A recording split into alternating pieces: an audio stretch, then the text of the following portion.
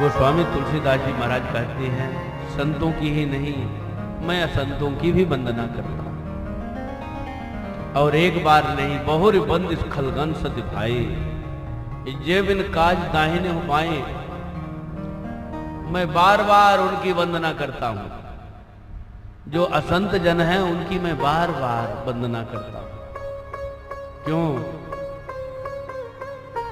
संत तो एक बार कहने पर मान जाते हैं, लेकिन असंत बार बार कहने पर भी मान जाए तो बड़ी कृपा है।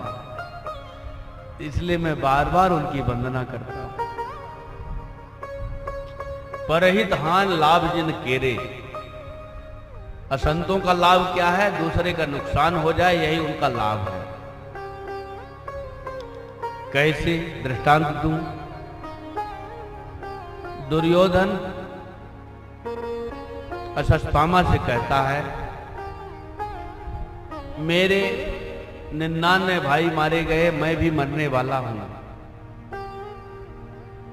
इसकी पीड़ा तो मुझे नहीं है, लेकिन मेरे शत्रु पांडव 5 में से एक भी नहीं मरे, इसी की मेरी पीड़ा है।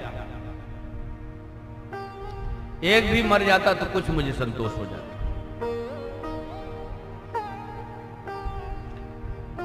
अपने दुख से वो दुखी नहीं है, दूसरा सुखी क्यों है इससे दुखी है।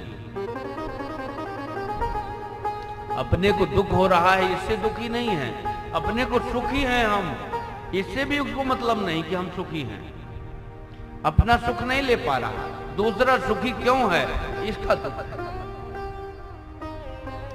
जो असंत जन होते हैं, परहित हान लाभ जिन केरे, दूसरे के हित की हानि हो जाए यही जिनका लाभ है। उजरे हरस विषाद बसेरे, किसी का घर उजड़ जाए तो बहुत अच्छा, और घर बस जाए तो बहुत विषाद हो जाता है, दुख हो जाता है। ऐसा जिनका स्वभाव है, जो हमेशा दूसरों का दोष ही देखते रहते हैं। ऐसे जो क्रोधी हैं, कामी हैं, सबको दुख देने वाले हैं, ऐसे लोगों की भी वंदना किया, जो हमेशा सबकी निंदा करते रहते हैं। फिर अंत में कहा है, बंदों संत असज्जन चरणा। मैं संतों की असंतों की एक साथ वंदना करता हूं। कैसे? जैसे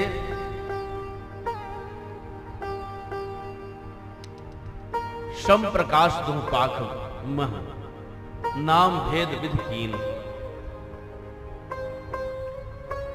दोनों ही हमारे लिए सुखदायी है, चाहे अंधेरी रात्रि हो चाहे उजेली रात्रि हो, दोनों में बराबर उजेला अंधेरा होता है 15 दिन के अंदर। कहीं उजेली रात में पहले उजेला होता है, बाद में अंधेरी रह जाती है, और धीरे धीरे करके पूरी रात्रि उजेला रहता है। और अंधेरी रात्रि में थोड़ा सा अंधेरा हुआ, पूरी रात उजेला, फिर थोड़ा बढ़ गया अंधेरा, फिर पूरी रात उजेला, फिर अंधेरा बढ़ा, अंधेरा बढ़ते बढ़ते पूरी रात अंधेरी। तो प्रकाश में अंतर नहीं है।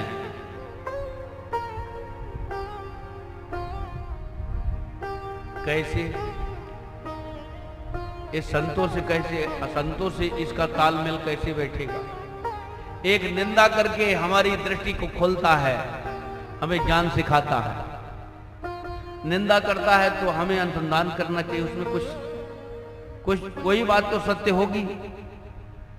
बिना आधार के कैसे मुझे कह देगा, बिना अजस की पावे कोई, बिना आधार के मुझे कैसे कोई कुछ कह देगा, कुछ तो आधार होगा। ऐसा अनुसंधान करके अपने दोष को हम ठीक कर लेंगे।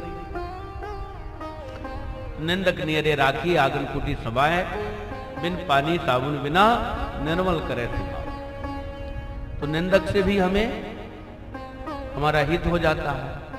और जो संत जन होते हैं, जो सत्पुरुष होते हैं, वो हमारा हित चिंतन में लगे रहते हैं, तो हमें आगे आगे मार्गदर्शन करते ही जाते हैं। उनका आचरण ही हमारे लिए मार्ग है। महज जना ही अनगता सपंता, जिस मार्ग से चले हैं उसी मार्ग से मैं चलता जाऊं। तो सत्पुरुष तो इसलिए वंदनीय है कि वे मार्ग चल करके हमें दिखाते हैं, और दुष्ट जन इसलिए वंदनीय है कि कोई न कोई हमारी कमी दिखा करके हमें सचेत करते रहते हैं। इसलिए दोनों ही हमारे एक समान वंदनीय हैं। मैं दोनों की वंदना करता हूं। यहां तक कि गोस्वामी तुलसीदास जी महाराज ने भूत पितर गंधर्व बंदव किन्नर रज निचर कृपा करहु अवसर्व, भूत प्रेत पितर गंधर्व सबकी वंदना किया है। निशाचरों की वंदना किया, जिन्होंने अपने चरम चक्षुओं से भगवान का दर्शन किया वो कितने भाग्यशाली हैं। ऐसे निशाचरों की भी वंदना करता हूं। ऐसे बानर भालू, बानर वृक्ष की मैं वंदना करता हूं, निशाचरों की वंदना करता हूं, जिन्होंने राम जी का दर्शन किया। वे सभी भाग्यशाली हैं, सबकी वंदना करते हैं। इस प्रकार से गोस्वामी जी ने 84 लाख योनियों में आकर 4,84,000 जात जीव जल थल नभवासी, जल में निवास करने वाले, थल में निवास करने वाले, आकाश नभ में निवास करने वाले, जलतर छलतर थलचर नवचर नाना जे जड़ चेतन जीव जहाना, जितने भी जीव हैं श्री राम में सब जग जानी, करूं प्रणाम जो जग पानी। 84 लाख योनियों में से कोई भी जीव हैं, सबको श्री सीताराम जी का स्वरूप समझ करके सबको मैं प्रणाम करता हूं। गोस्वामी तुलसीदास जी महाराज ने जो 4 घाट की बात कह रहे थे, शरणागति के घाट में बैठ करके राम कथा कही है, तो भगवान की शरणागति ग्रहण की। दैन्यता के घाट में बैठ करके भगवान की कथा कही। दैन्यता शरणागति एक ही है। दैन्यता की घाट में बैठ करके कैसी दैन्यता है, सारे संसार को भगवान का स्वरूप, मैं सेवक सचराचर रूप स्वामी भगवंत, मैं सेवक हूं, सारा चराचर जगत भगवान का स्वरूप है, ऐसा समझकर सबको प्रणाम करते हैं।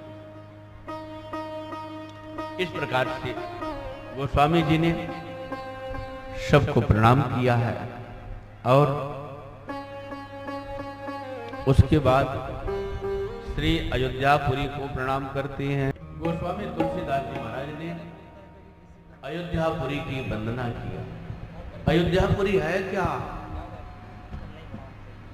अयोध्या चा परब्रह्म सरयू सगुण पुमान, तन्निवासी जगन्नाथ सत्यम सत्यम वदाम्यहम्। श्री शंकर भगवान कहते हैं, श्री भूत भावन भोलेनाथ जी महाराज कहते हैं, अयोध्या चा परब्रह्म, भगवान श्री राम जी का साक्षात स्वरूप है अयोध्या जी। और सरजू जी सगुण साकार विग्रह, भगवान की द्रव रूप में ब्रह्म ही मानो सरजू जी के रूप में प्रवाहमान है। ऐसे से सरजू जी भगवान का सगुण साकार द्रव्यमान विग्रह है। और अयोध्या जी में निवास करने वाले नर नारी जगन्नाथ की मूर्ति हैं। सर्वे अयोध्या वासिना जगन्नाथस्य मूर्तयः, जितने अयोध्या प्रवासी हैं सब जगन्नाथ की मूर्ति हैं। हमारे श्री स्वामी जी महाराज ने कहा है, अयोध्या में निवास करने वाले स्वान सियारहु सुअरा, स्वान माने कुत्ता, सियार और स्वर भी, ये सब धन्य हैं, धन्य वसत प्रभु द्वारा। भगवान के दरवाजे में निवास करने वाले चाहे कुत्ते हों, चाहे श्रृगाल हों और चाहे सुअर हों, ऐसे भी निकृष्ट जीव सभी धन्य धन्य हैं। भगवान की ममताहीन जीवों पर भी है। अति प्रिय मोही यहाँ के वासी, मम धामदापुरी सुग्रासी। राम जी महाराज कहते हैं, अयोध्या में निवास करने वाले प्राणी मुझे बहुत प्रिय है। यह अयोध्यापुरी मेरे धाम को प्रदान करने वाली है। भगवान का राम जी का नाम लो, नाम ना ले पाओ, केवल वास कर रहे हो अयोध्या में, तो भी भगवान के धाम के अधिकारी हो जाओ। भगवान के धाम में निवास करना भी भजन है। रामस्य नाम रूपांशो लीला धाम परात्परम एतत् चतुष्टयं नित्यम सच्चिदानंदमभ्यम। भगवान के नाम, रूप, लीला और धाम चारों ही अविनाशी हैं और चारों ही भगवत स्वरूप एक ही रूप के हैं। भगवान श्री राम जी, उनका नाम, उनकी लीला और उनका धाम चारों एक। अयोध्या जी की महिमा का बखान करते हुए श्री गोस्वामी तुलसीदास जी महाराज कहते हैं, कोटि कल्प काशी बसे, मथुरा कल्प हजार, एक निमिष सरयू बसे, तुलैन तुलसीदास। करोड़ों कल्प तक काशी में निवास करे, हजारों कल्प तक मथुरा में निवास करे, एक क्षण के लिए सरयू जी के तट पर निवास कर ले, एक बार स्नान कर ले, उसकी तुलना मथुरा का और काशी का हजारों करोड़ों वर्ष का निवास भी नहीं कर सकता है। अर्थात एक बार भी धाम का दर्शन अत्यंत ही महान है, भगवत धाम की प्राप्ति कराने वाला।